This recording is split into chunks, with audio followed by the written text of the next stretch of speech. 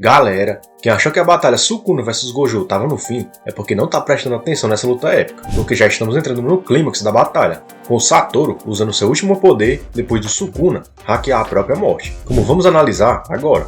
Fala galera, Charles Barros aqui. Nesse capítulo, o Gojo diz que precisa se mostrar mais um pouco para os seus alunos, mas claramente, quem está se exibindo muito aqui é o Sukuna, que a cada capítulo conquista uma legião de fãs com a sua carisma e estilo de luta descontraído. O capítulo 320 começa com o Mahoraga, que tinha sido invocado pelo Sukuna no final do capítulo passado, e isso foi tão inesperado que fez até a Mei Mei tirar aquele cabelo do rosto, só para ver de perto se isso tinha acontecido mesmo. Mas isso não foi novidade para o Satoru, já que com certeza ele já esperava que o seu oponente fizesse essa jogada. O que ele e ninguém esperava era que o Mahoraga iria se adaptar tão rápido ao vazio imensurável. Mas peraí, uma coisa não tá batendo. Como o Sukuna convocou o Mahoraga se ele estava paralisado pelo efeito do domínio do Gojo? A verdade é que fomos enganados, e o Sukuna agiu como um verdadeiro mágico, fazendo a gente olhar para um lado enquanto fazia o truque do outro.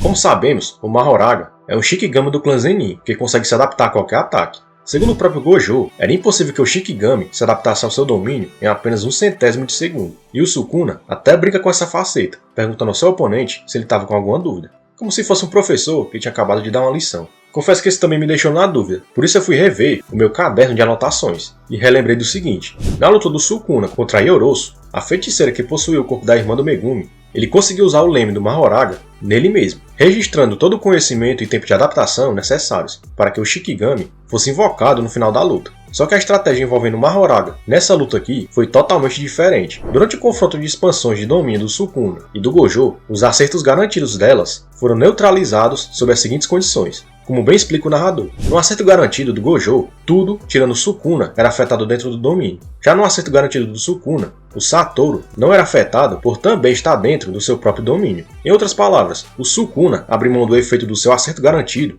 para executar ataques de corte ainda mais poderosos, do lado de fora da expansão de domínio do Satoru. Para o Mahoraga se adaptar, dentro do domínio do Gojo, ele teria que ser atingido por algum ataque do feiticeiro antes, e também precisaria de um mínimo de tempo para fazer isso, coisa que não aconteceu. Ou será que aconteceu e a gente que não viu? Tava tudo lá, debaixo do nosso nariz. Acontece que outra pessoa recebeu o efeito de 5 vazios limitados consecutivos com força total. E esse alguém foi o garoto que ganhou a última pesquisa de popularidade de Jujutsu Kaisen, o descendente do clã Zenin, filho do Gojo, o Megumi Fujiguro. Nos últimos 5 ataques de domínio do Gojo, o Sukuna não estava sendo atingido porque estava se protegendo com o Santuário Malevolente, enquanto transferia os danos dos ataques para a alma do Megumi, usando a técnica amaldiçoada das 10 sombras, prendendo assim o leme a ele, facilitando o uso do Mahoraga posteriormente. É por isso que no capítulo 228 a gente vê a roda do Shikigami girando nas sombras, pois ela já estava sobre o Megumi, o que significa que esse era o plano do Sukuna desde o começo. Isso só mostra o quanto o vilão é um estrategista nato em batalha,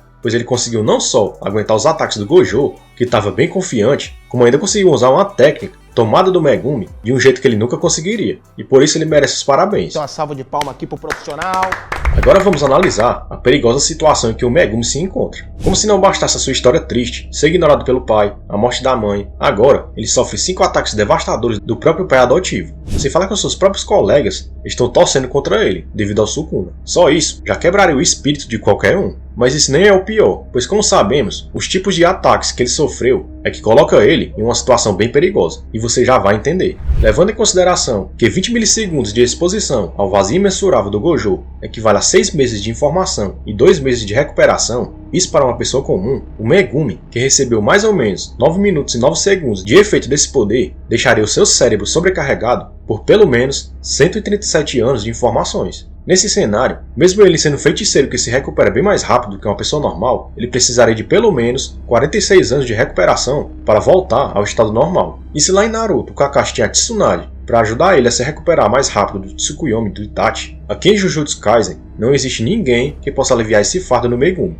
pelo menos não que eu me lembre. Sua luz no fim do túnel até poderia ser o próprio Gojo, mas o próprio feiticeiro já falou que só pode salvar alguém que deseja ser salvo. E no momento, os olhos do Megumi refletem o mais puro vazio, deixando ele perdido talvez para sempre, na completa escuridão. Só que existe ainda outra salvação para o Megumi, e isso pode vir através do Itadori. Nessa situação, o Yuji se ligaria à alma do Megumi através do último dedo cortado do Sukuna, parecido com a interação que o Sukuna tem com seus vasos. O problema é que nisso ele se sacrificaria, trocando de corpo com o Megumi, resgatando assim a sua alma daquele vazio. Quanto ao plano do Sukuna, Lá no início de Jujutsu, entendemos como os domínios podem afetar mais de uma alma em um mesmo corpo. Só que o caso do Megumi é único porque a presença de duas almas torna ele imune à técnica do Mahito. E por outro lado, o Sukuna se isola para permitir que o Mahoraga use Megumi como veículo de adaptação. No momento em que o Satoru percebe isso, ele tira sarro do Sukuna, por ele usar uma criança para atingir os seus propósitos. Só que o Sukuna não tá nem aí pra honra, porque ele é o mais próximo que temos na obra de um parasita que não liga para os humanos, mas que precisa do Megumi para hackear a morte. Só que isso contradiz muito do que ele é e de sua soberba, já que na teoria ele se gaba por ser o mais forte, enquanto na prática precisa jogar sujo para sobreviver e levar a melhor contra o Gojo. Por outro lado, o que falta nele em honra se completa em conhecimento, porque ele sabia que não poderia abrir mão do Mahoraga, ou levar os golpes do Gojo sozinho, porque isso significaria o seu fim, reconhecendo que o domínio do Satoru era perigoso por causa da sobrecarga de informações, e por isso ele foi ao ponto de usar hacks para se tornar imune aos efeitos. E se ele tiver que usar as memórias do Itadori, o Megumi ou qualquer outro para completar os seus objetivos, ele vai usar, porque ele é o Sukuna. Só que existe um porém de tudo que eu expliquei sobre a situação do Megumi, pois o Satoru diz que o fato do Megumi ter assumido o processo de adaptação de seu domínio com o Mahoraga faz com que ele não sofra tanta consequência de sua técnica, já que na teoria ele se adaptou àquela expansão. O que significa que se o Satoru expandir o seu domínio mais uma vez, o Sukuna seria afetado, antes de conseguir invocar de novo o Mahoraga, e ele ameaça fazer isso, enquanto o Sukuna ri. E é isso que eu gosto em Jujutsu Kaisen, como tudo se amarra perfeitamente. Se o Gojo expandisse o seu domínio de novo, significaria a vitória dele sobre o Sukuna.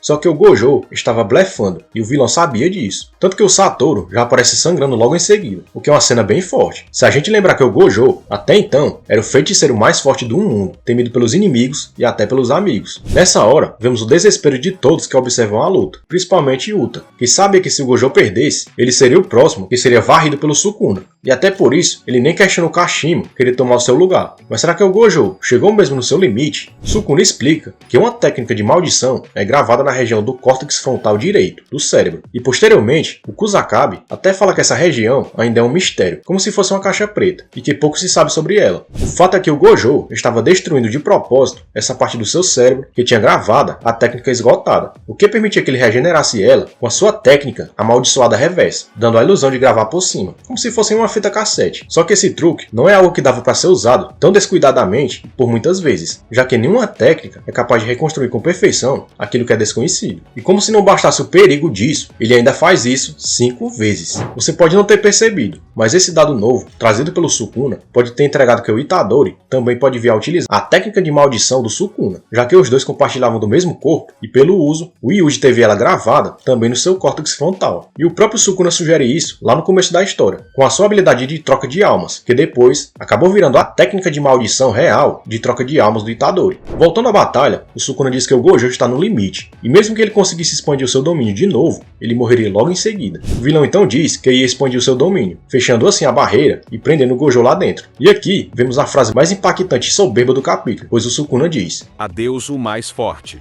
Você é só um feiticeiro comum que nasceu em uma época em que eu não existia." Olha a frase do cara. Sukuna então expande seu domínio, só que o santuário malévolo se despedaça no momento da invocação, fazendo o vilão sangrar por todos os lugares. E isso aconteceu porque o Gojo mostrou que de comum ele não tem nada, pois ele tinha conseguido, mesmo que por menos de 10 segundos, atingir o cérebro do vilão com seu vazio imensurável de antes, partindo logo depois para dar a bifa que o Sukuna merece. Isso só mostra o quanto a arrogância pode prejudicar alguém em batalha. Pode pegar qualquer mangá por aí e você vai ver pelo menos um exemplo disso. Não dá para cantar vitória antes de finalizar o oponente. E isso tem tristes fins até na vida real. Ser confiante é bom sim, mas nem todos os anos de experiência e poder amaldiçoado salvaram o Sukuna de cair na própria armadilha e subestimar o seu inimigo. E desse round, o Satoru saiu vitorioso, virando completamente a maré da batalha. Porém, mesmo com essa vitória temporária, é importante destacar que o Sukuna não é um monstro que se entrega fácil, e pelo destino do mundo estar em jogo, é que o Gojo deve tomar muito mais cuidado a partir daqui, ainda mais sabendo que o vilão ainda tem algumas cartas na manga que podem dar algum trabalho para ele. Com certeza, essa batalha está só começando, e ela só deve escalonar ainda mais nos próximos capítulos, enquanto os espectadores observam tudo sem acreditar no que estão vendo. Que essa luta está tão equilibrada que ainda é impossível